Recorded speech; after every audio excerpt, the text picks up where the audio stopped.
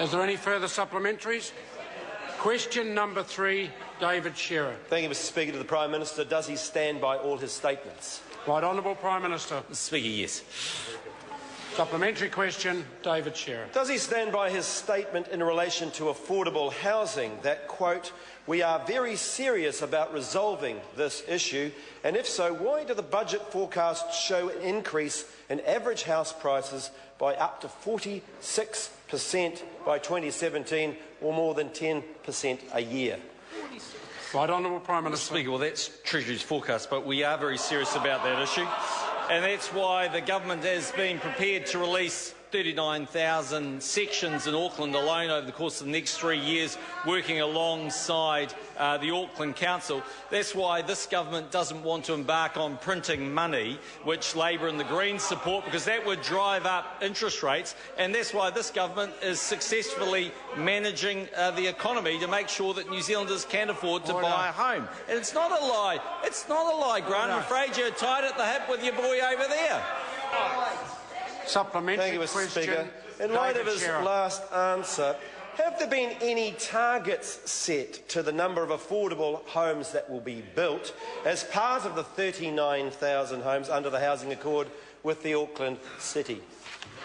Right Honourable Prime Minister. Mr Speaker, I'm not sure if firm targets have been set, but there's a wide expectation that there will be a great many of them affordable, because the reality is that A, that's where the demand is, and B, by fast-tracking the process and ensuring that they're built right across Auckland, the very target of this is actually for affordable homes.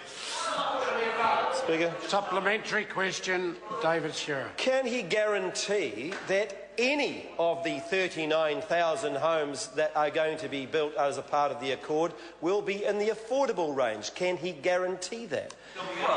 Right Honourable Prime Minister. Mr Speaker, the government themselves isn't building the homes, but so by definition, you know, you can only make these statements. But of course, there will be affordable homes built. Of course they will be built. And Mr Speaker, in reality, the only guarantee that we can make is that when Labor and the Greens, if they ever got the chance to print money, it would drive inflation up. Supplementary question, David Shearer. Thank you, Mr Speaker. What confidence can Aucklanders have that affordable housing will actually be built when their housing accord only talks about giving, quote, "consideration to the provision of affordable housing"? There's the commitment. Right Honourable Prime Minister. Mr Speaker, what the member seems to be saying is that Len Brown, the Mayor of Auckland, has all of a sudden left the Labor Party and is interested in building big homes that don't attract to people that want affordable housing.